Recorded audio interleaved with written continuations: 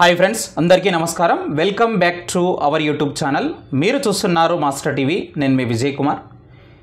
DSC 2025 notification కోసం prepare అవుతున్నటువంటి SGT అభ్యర్థులైనా సరే, స్కూల్ అసిస్టెంట్ అభ్యర్థులైనా సరే, ప్రతి ఒక్కరు కూడా మరి రోజుకు ఎన్ని గంటలు చదవాలి, ప్రిపరేషన్ టైం టేబుల్ అనేది మనకు ఏ విధంగా ఉండాలి, ఎలాంటి ప్రణాళికతో మనం ముందుకు పోతే గనక ఈ పోటీ ప్రపంచంలో మరి నేటి పోటీ ప్రపంచంలో మనము ఉద్యోగం సాధించేటటువంటి అవకాశం ఉన్నది అనే దానిపైన ఈ వీడియోలో మరి పూర్తి సమాచారాన్ని తెలుసుకునే ప్రయత్నం చేద్దాం. వీడియోని తప్పకుండా ప్రతి ఒక్కరూ లైక్ చేయండి. ఈ వీడియోని మీ ఫ్రెండ్స్ అందరికీ కూడా వాట్సాప్ గ్రూప్లలో షేర్ చేయండి. ఇక ప్రధానంగా చూస్తే కనుక ఒక ప్రిపరేషన్ టైం టేబుల్ అనేది నీకు ఖచ్చితంగా ఉండాలి. సో ఏ టైంలో ఏం చదవాలి, ఎంతవరకు చదవాలి, ఎన్ని గంటలు చదవాలి, సో ఎలా చదవాలి అనే అంశం నీకు తెలిసినట్లయితే నువ్వు అక్కడే సక్సెస్ అయినట్లు. కాబట్టి సో రోజుకు ఎన్ని గంటలు చదవాలి సార్ అని చెప్పేసి చాలామంది అడుగుతున్నారు. సార్ డిఎస్సిలో జాబ్ కొట్టాలంటే కనుక రోజుకు 12 నుంచి 14 గంటలు మరి కష్టపడితేనే ఉద్యోగం వస్తుందంట కదా సార్, లేకపోతే ఉద్యోగం రాదంట కదా అని చెప్పేసి చాలామంది మిత్రులు అడుగుతున్నారు. సో ఇక్కడ చూద్దామండి. సో ఎక్కువ అవర్స్ చదివితే సో పర్లేదు, అది మనకే మంచిది. కానీ ఇక్కడ ఒకటి గమనించాలి, ఒక్కొక్క అభ్యర్థికి వైయక్తిక భేదాలు అనేవి మరి డిఫరెంట్గా ఉంటాయి, అది మీకు తెలిసిందే.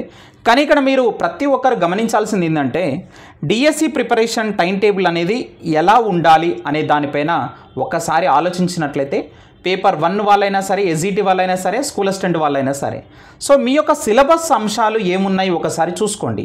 అందులో ఎక్కువ వెయిటేజ్ ఉన్నటువంటి వాటికి మీ యొక్క టైం టేబుల్లో ఎక్కువ ప్రాధాన్యత ఇవ్వండి.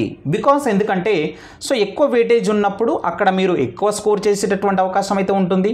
సో ఆ విధంగా డెఫినెట్లీ మీకు ఆ యొక్క సిలబస్ పైన మంచి గ్రిప్ వస్తుంది, మంచి స్కోర్ సాధించగలుగుతారు, ఉద్యోగం వస్తుంది. కాబట్టి సో ఎక్కువ వెయిటేజ్ ఏమున్నది మనకు సిలబస్లో, ఏ అంశాలు ఉన్నాయి, వాటి మీద నీకు ఆ సబ్జెక్టు మీద నీకు ఎంత గ్రిప్ ఉన్నది, సో నువ్వు అక్కడ వీక్ ఉన్నావా లేకపోతే బలంగా ఉన్నావా అనేటటువంటి అంశాలు ఒక పేపర్ మీద రాసుకొని వాటిని నీ టైం టేబుల్లో పొందుపరిచేటటువంటి ప్రయత్నం అయితే చెయ్యి మిత్రమా. వాటికి ఎక్కువ ప్రిఫరెన్స్ అయ్యి ఖచ్చితంగా నువ్వు ఉద్యోగం సాధిస్తావు. సో అలా అని చెప్పేసి అదొక్కటి మాత్రమే చదువుకుంటూ పోతే కష్టం. టైం టేబుల్లో అన్ని సబ్జెక్టులు కవర్ అయ్యే విధంగా నువ్వు ప్రిపేర్ చేసుకునే ప్రయత్నం అయితే చెయ్యి. ఇక చూసినట్లయితే మరి రోజుకు ఎన్ని గంటలు చదవాలి అనే దానిపైన చాలామంది ఆస్పిరెంట్స్ అయితే అడుగుతున్నారు. కొంతమంది హౌస్ వైఫ్స్ కూడా అడుగుతున్నారు, సార్ మేము హౌస్ వైఫ్స్, సో మరి రోజుకు ఎన్ని గంటలు చదవాలి సార్, మాకు ఫ్యామిలీ పనులు ఉంటాయి కదా, సో మేము ఏ విధంగా చదవాలి, ఎన్ని గంటలు కష్టపడాలి, చాలామంది అడుగుతున్నారు.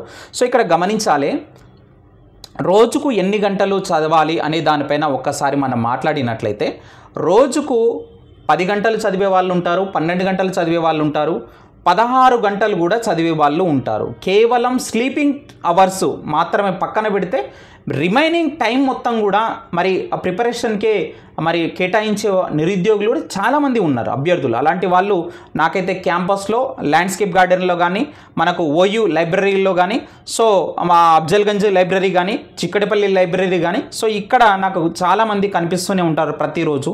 సో ఒకటే మీరు గమనించాలి, ఎంత మీరు ఎక్కువ టైం స్పెండ్ చేసినా సరే మీరు క్వాలిటీగా చదవకపోతే కనుక అదంతా వ్యర్థం అని చెప్పేసి గమనించండి. సో మనం ఒకటే ఇక్కడ గమనించాల్సింది ఏంటంటే చాలామంది ఆస్పిరెంట్స్ ఏం చేస్తారో ఒకసారి మీరు గమనించండి. సో అటెంప్ట్లు ఇచ్చుకుంటూనే వెళ్తారు, first attempt, second, third, fourth. ఇప్పుడు రాబోయే డిఎస్సికి కొంతమందికి మరి థర్డ్ అటెంప్ట్ కావచ్చు, ఫోర్త్ అటెంప్ట్ కూడా కావచ్చు. మరి అన్ని సంవత్సరాల నుంచి చదువుతున్నారు వాళ్ళు. సో ప్రతిరోజు రెగ్యులర్గా ఎంత లేదన్నా కానీ 10 గంటలు, 10 నుంచి 12 గంటలు చదువుతారు. సో వాళ్ళకి ఎందుకు ఉద్యోగం రావట్లేదు సార్, అది ఒకటి మీరు ఆలోచించాలి. వాళ్ళు ఎక్కడ ఏం మిస్టేక్ చేస్తున్నారంటే కనుక సో వాళ్ళ దగ్గర సబ్జెక్టు లేక కాదు, సో చాలా సబ్జెక్టు ఉంటుంది. సో వాళ్ళు ఏంటంటే ఎగ్జామ్ రాసేటప్పుడు ఆ యొక్క ప్రజెంటేషన్ చేసేటప్పుడు వాళ్ళు తెలిసి తెలియక చేసేటటువంటి చిన్న చిన్న తప్పులే వాళ్ళని ఉద్యోగానికి దూరం చేస్తూ ఉంటాయి. అదొకటి మీరు గుర్తుపెట్టుకోవాలి. అదేవిధంగా మరికొంతమంది అభ్యర్థులు ఉంటారు, మరి నోటిఫికేషన్ త్వరలో అంటే ఇప్పుడు రాబోతుంది అనేటటువంటి సమయంలో వాళ్ళు ఏం చేస్తారంటే కనుక ఒక 60 రోజులు కానీ, ఒక 90 రోజులు కానీ ఒక ప్లాన్ అనేది పెట్టుకుంటారు, ఒక స్థిరమైనటువంటి ఒక టైం టేబుల్ పెట్టుకుంటారు. సో వేరే ఏ పని చేయకుండా కంటిన్యూగా చదువుతూనే ఉంటారు. వాళ్ళు ఖచ్చితంగా జాబ్ సాధిస్తారండి. సో ఇక్కడ చాలామంది ఉన్నారు అట్లా. నేను కూడా చూశాను, గత డిఎస్సిలో కూడా చూశాను. సో మరి ఏంటి సార్ ఇక్కడ ఎందుకు ఎవరు ఫెయిల్ అవుతున్నారు, ఎవరు ఎందుకు అలా సక్సెస్ అవుతున్నారంటే కనుక మీరు చదివేటప్పుడు ఎంత క్వాలిటీగా చదువుతున్నారు అనేది వెరీ వెరీ ఇంపార్టెంట్. సార్ నేను 10th ఫస్ట్ క్లాస్ వచ్చిన, మరి ఇంటర్లో ఫస్ట్ క్లాస్ వచ్చిన, డిగ్రీలో ఫస్ట్ క్లాస్ వచ్చిన, మరి తర్వాత చూసినట్లయితే బీఎడ్లో first class, DEd first class sir, నాది ఎక్సలెంట్ స్టూడెంట్ సార్ నేను అని చెప్పేసి ఇక్కడ అనడానికి లేదు.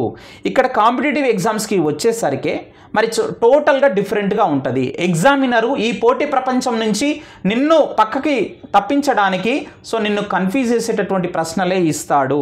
ప్రశ్న సరళి ఏ విధంగా మారుతుందో మీకు తెలుసు. కాబట్టి ప్రతి ఒక్క అంశాన్ని నువ్వు లైన్ టు లైన్ చదువుకుంటూ పోవాలి.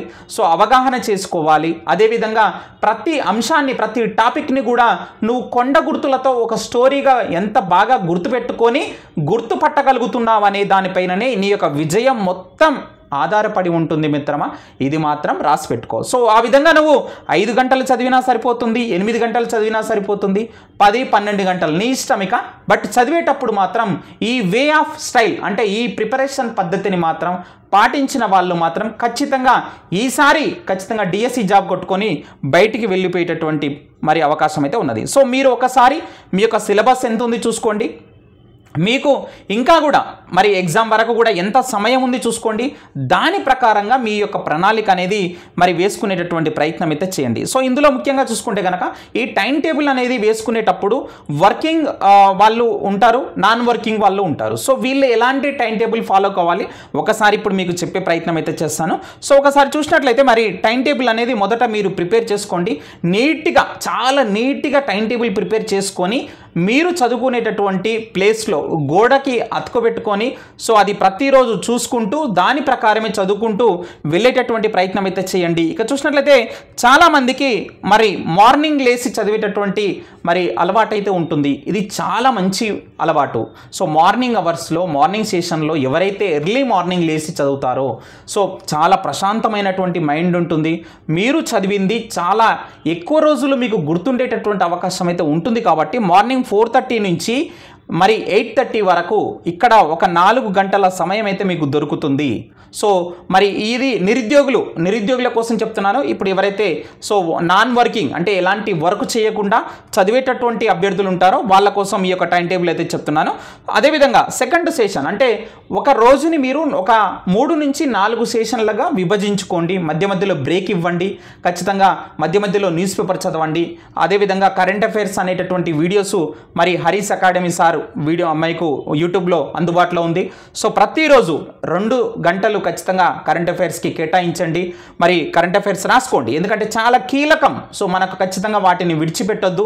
10 మార్కులు అంటే కనుక మరి జాబ్ డిసైడింగ్ ఫ్యాక్టర్ అవే అని చెప్పవచ్చు. కాబట్టి ఖచ్చితంగా వాటిని రాసుకునే ప్రయత్నం చేయండి. మరి ఇక మళ్ళీ మీరు బ్రేక్ ఇచ్చిన తర్వాత 9:30 నుంచి 1:30 వరకు మళ్ళీ చదివేటటువంటి ప్రయత్నం చేయండి. అయితే ఇక్కడ రోజంతా ఒకే సబ్జెక్టు చదవాలా సార్, లేకపోతే ఈ సెషన్లో ఒక సబ్జెక్టు, ఈ సెషన్లో మరో సబ్జెక్టు చదవాలా అనేటటువంటి డౌట్ కూడా చాలామందిలో ఉంది. కొంతమంది ఏం చేస్తారంటే కనుక ఒక సబ్జెక్టు పట్టుకుంటే కనుక కంటిన్యూగా 10 రోజుల వరకు మరి వేరే సబ్జెక్టు పట్టుకోరు. అది కంప్లీట్ అయిపోయిందాక అదే చదువుతూనే ఉంటారు. అది కొంతమందికి ఆ విధంగా అలవాటు ఉంటుంది. మీరు ఆ విధంగా చేస్తే చేయొచ్చు, నో ప్రాబ్లం. కానీ రెగ్యులర్గా మరి ప్రతి సెషన్లో ఒక్కో సబ్జెక్టు మరి మీరు చదివేటటువంటి ప్రయత్నం చేస్తే కనుక మరి బోరు కొట్టకుండా, అదేవిధంగా సిలబస్ అంతా కవర్ అవుతుంది అనేటటువంటి కాన్ఫిడెన్స్ కూడా నీకు వస్తుంది. గమనించండి. తర్వాత 1:30 నుంచి మరి 2:30 వరకు లంచ్ బ్రేక్ తీసుకోండి. ఇక్కడ మీరు ఎర్లీ మార్నింగ్ ఒకవేళ 5:30కి లేచినా 4:30కి లేచినా కానీ కొంత ఎర్లీగా లేస్తారు కాబట్టి ఇక్కడ మరి ఆఫ్టర్నూన్ మనకు లంచ్ టైంలో, లంచ్ బ్రేక్లో చిన్న కునుకు లాంటిది నిద్ర తీయమని చెప్తాను నేనైతే. అది మీకు చాలా అంటే చాలా రిలీఫ్ ఉంటుంది. రీ ఎనర్జీ అవుతారు మీరందరూ కూడా. ఇది ఖచ్చితంగా పాటించండి. ఇక పడుకోమని చెప్పానని చెప్పేసి గంటలు పడుకోకండి. జస్ట్ ఒక 1/2 అవర్ స్లీప్ అనేది ఇక్కడ మీకు ఖచ్చితంగా అవసరం అనేది మరి గుర్తుపెట్టుకోండి. మరి ఇక మధ్యాహ్నం చూసినట్లయితే 2:30 నుంచి సాయంత్రం 5:30 వరకు మరొక సెషన్గా మీరు విభజించుకోండి.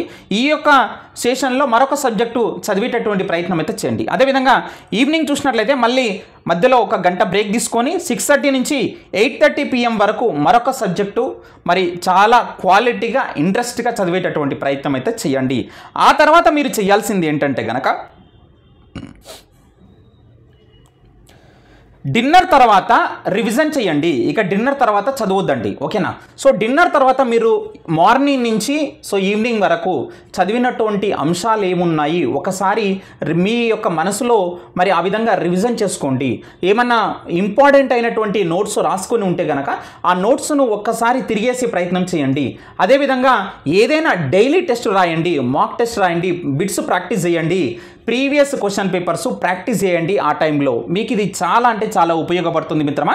డిన్నర్ తర్వాత మాత్రం రివిజన్ చేసేటటువంటి ప్రయత్నం అయితే చేయండి. మరి చాలామంది వర్కింగ్ యాస్పిరెంట్స్ ఉంటారు. సో మీరు ఏ విధంగా చదవాలి, హౌస్ వైఫ్స్ అయినా సరే, సో అదేవిధంగా వర్క్ చేస్తూ మరి చదివేటటువంటి వాళ్ళైనా సరే, సో మీకు మరి దొరికేదే చాలా తక్కువ సమయం. హౌస్ వైఫ్స్ అయితే సో ఇంట్లో ఉన్నటువంటి మొత్తం ఆ పని మొత్తం చేసుకోవాలి. సో వాళ్ళకు ఆల్మోస్ట్ లంచ్ తర్వాతనే కొంత సమయం దొరికేటటువంటి అవకాశం అయితే ఉంటుంది, మళ్ళీ ఈవినింగ్ కొంత దొరకవచ్చు. సో మీరేం చేయాలంటే మరి వర్కింగ్ చేస్తూ ఉన్నటువంటి వాళ్ళైతే సో మార్నింగ్ అవర్స్లో లేదా ఈవినింగ్ అవర్స్లో మాత్రమే కొంత సమయం దొరుకుతుంది. ఎందుకంటే ఎక్కువ శాతం మీకు మరి జాబ్కే ఆ యొక్క సమయం అంతా వెళ్ళిపోతుంది కాబట్టి సో మీకు సరైనటువంటి టైం టేబుల్ అయితే ఇక్కడ మనం చెప్పలేం. కానీ సో మీరు మార్నింగ్ అవర్స్ ఈవినింగ్ అవర్స్ ఎలా అయినా చేయండి. మరి 6 నుంచి 8 గంటల వరకు మీరు చదువుకుంటే సరిపోతుంది. అది కూడా మీరు చదివేటప్పుడు నేను చెప్పినట్టుగా చాలా ఇంట్రెస్ట్గా క్వాలిటీగా చదవండి. చదివేటప్పుడు మీ యొక్క ఫోన్ అనేది పక్కన పెట్టండి, ఫ్లైట్ మోడ్లో పెట్టుకోండి, ఫోన్ అస్సలు దగ్గర పెట్టుకోవద్దని చెప్పేసి ప్రతి ఒక్కరికి చెప్తున్నాను. సో మీరు ఎవరైతే మరి వర్కింగ్ యాస్పిరెంట్స్ మరి చదువుతుంటారో వాళ్ళు ఏం చేయాలంటే మార్నింగ్ మీరు చదివేటప్పుడు సో ఒక పేపర్ తీసుకొని ఆ యొక్క అంశాలు ఏమైనా ఉంటే కనుక, కీవర్డ్స్ ఏమన్నా ఉంటే కనుక, ఆ యొక్క సిలబస్లో కీవర్డ్స్ ఏమన్నా ఉంటే కనుక ఆ కీవర్డ్స్ అన్నీ కూడా ఒక పేపర్లో రాసుకొని మరి జాబ్ చేసే దగ్గర మధ్య మధ్యలో ఎక్కడైనా మీకు ఫ్రీ టైం దొరికితే కనుక ఆ యొక్క పేపర్ ఓపెన్ చేసి ఆ కీవర్డ్స్ని ఒకసారి చదువుకుంటూ మీరు రివిజన్ చేసినట్లయితే కనుక సో మీకు ఆ యొక్క సబ్జెక్ట్ అనేది సో అలా మీకు మైండ్లో తిరుగుతూ ఉంటుంది. సో ఎక్కువ కాలం గుర్తుండేటటువంటి అవకాశం అయితే ఉంటుంది. కాబట్టి సో ఈ యొక్క ప్రయత్నం అయితే చేయండి. మరి ఈ టైం టేబుల్ కనుక మీరు 60 లేదా 90 రోజులు గనక కష్టపడినా చాలండి, 100% టీచర్ ఉద్యోగం అనేది ఖచ్చితంగా మీరు సాధించవచ్చు. సో ఈ టైం టేబుల్ మీకు ఎలా అనిపించిందో కింద కామెంట్ తెలియచేయండి. అదేవిధంగా మీకు ఇంకా ఎలాంటి వీడియోస్ కావాలో తెలియజేసేటటువంటి ప్రయత్నం అయితే చేయండి. Thank you very much.